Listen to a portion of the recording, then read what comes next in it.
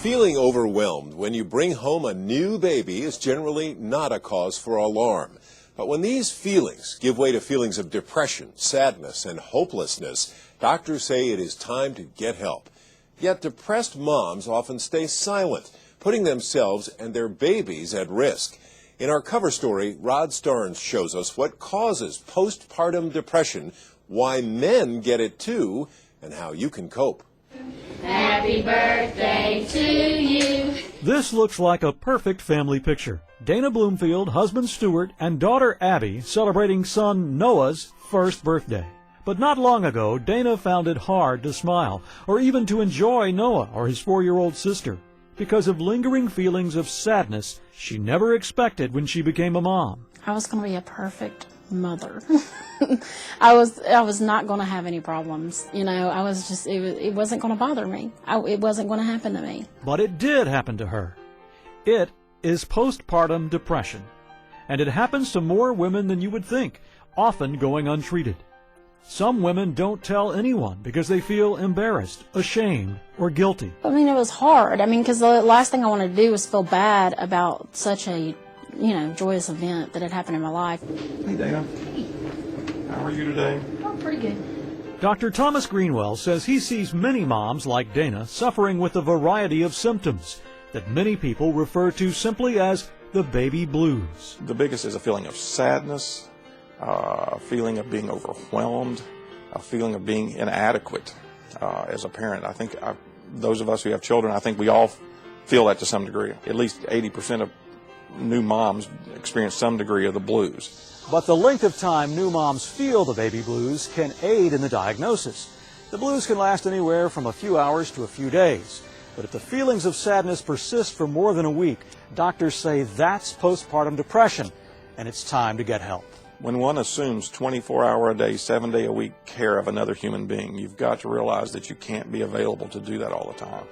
You have to have a husband, a mother, a sister, a next-door neighbor, someone who is willing to help you a little bit. Everybody, no matter how much they love their children, needs a break from their child occasionally. Dana had a strong support system in place, but experts believe postpartum depression can also be caused by stress from changes in home routine, feeling overwhelmed, and often exhaustion. I think once you go through about 3 weeks of sleep deprivation, it kind of takes a toll on you. Symptoms range from changes in eating and sleeping habits to losing interest in things that were previously enjoyable, to feeling sad, hopeless, and overwhelmed. When I would, wake up in the mornings and get out of bed, I'd go and try to, just try the simple things to get ready. And, to go take a shower and do my hair. And then by the time I got to blow dry my hair, I was like, you know what, I just want to go back to bed, forget it. Greenwell says doctors used to believe these feelings were strictly caused by hormonal changes. We know that not to be true because we can even see postpartum depression in men. We can see postpartum depression in women who've adopted children. So there's more to it than that. To help patients cope with postpartum depression, doctors recommend getting as much rest as you can, talk to your spouse or friends about how you're feeling, ask for help around the house. Your doctor may also prescribe antidepressants if symptoms don't ease. At the end of the day, having support from family and friends is critical. You like to see the husband come for the visits. You like to see mama come for the visits. Like to see grandmother, like to see friends. People who bring those people with them, that they've got a fairly sound support group around.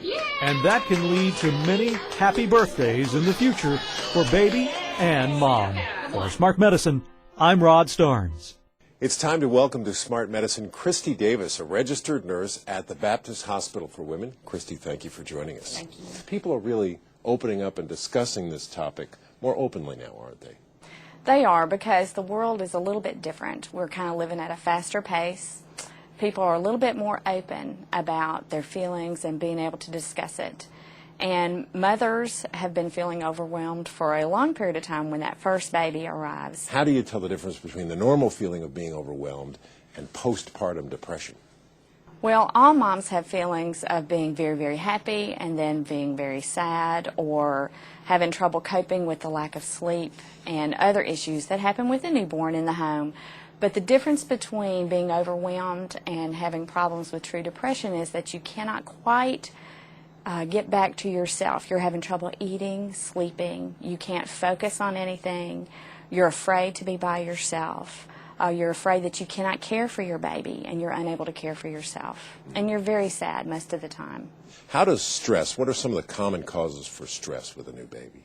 Well, the number one thing is unmet expectations. You know, our society glamorizes having a baby and kind of forgets about the part where you lose sleep and that you have trouble kind of readjusting your routine. Tell us about the class you teach on this topic. Well, we do tell our expectant families that to know that sometimes when you bring your new baby home, everything is not 100% wonderful. And that if you do have feelings of being sad or having trouble coping, that they will pass, but to help each other through that. But if you're not able, after a week or so of being able to care for yourself or your baby, then it's time to seek help. And there's no shame in that. There is not at all. Not at all. It happens to a lot of us. Well, Kristy Davis, registered nurse with Baptist Memorial Hospital for Women, thank you so much.